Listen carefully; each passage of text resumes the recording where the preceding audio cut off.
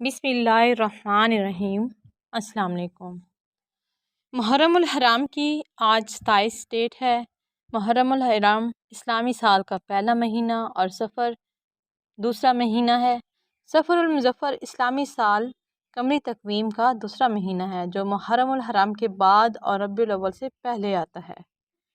दौरे जहालियत के अकायद ये थे। अरबों के यहाँ इस माह से मुतल्लिक जो गलत तसव्वुरात पाए जाते थे उसकी बुनियादी वजह ये थी कि अरब हुर्मत की वजह से 3 माह ज़िलक़अदा, ज़िलहिज्जा और मुहर्रम में जंगो जदल से बाज रहते और इंतज़ार करते कि ये पाबंदियाँ ख़त्म हों तो वो निकलें और लूट मार करें।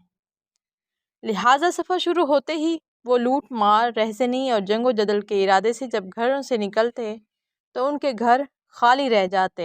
यूँ अरबी में ये मुहावरा सफ़र अल मकान, घर का खाली होना, मारूफ़ हो गया। मशहूर मुहद्दिस और तारीख़दान सखावी ने अपनी किताब में माह सफ़र की यही वजह तस्मीया लिखी है।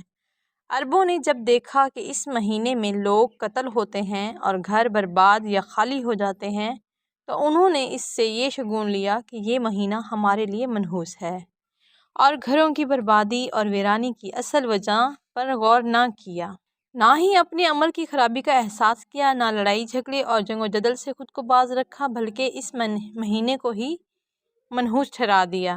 दौरे जदीद में सफ़र से मंसूब ये बातें हैं कि नंबर 1 इस महीने में शादी ना करें, नंबर 2 इसको मुर्दों पर भारी समझना, नंबर 3 इसकी 13 तारीख को मनहूस समझना जिसको 13 तेज़ी भी कहा जाता है।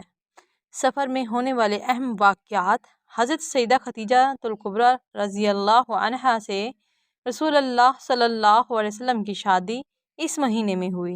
रहमतुल आलमीन सल्लल्लाहु अलैहि वसल्लम की साहबजादियों का निकाह भी इसी महीने में हुआ और हिजरत भी इसी महीने में है। बेशुमार फतवात मसलन फ़तह खैबर वगैरह वो भी सफ़र के महीने में है।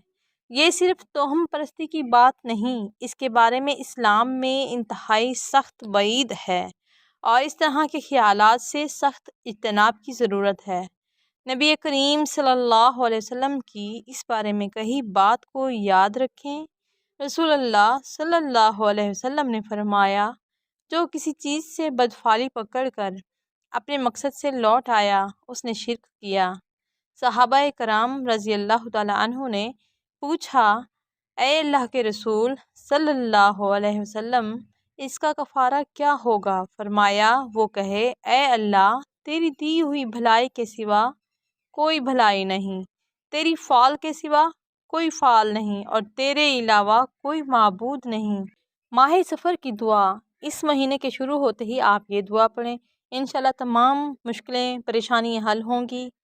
इसका तर्जुमा, ए ज़बरदस्त क़ुव्वतों वाले, ए सख्त गिरफ्त वाले, ए गालिब, ए गालिब, ए गालिब, तेरी बड़ाई के आगे तेरी सारी मखलूक पस्त है, बस अपनी मखलूक के शर से बचाए रख। ए एहसान वाले, ए नेकी वाले, ए नेमत वाले, ए फजल वाले कि नहीं कोई माबूद सिवाय तेरे, तू पाक है, बेशक मैं ज़ालिमों में से हूँ।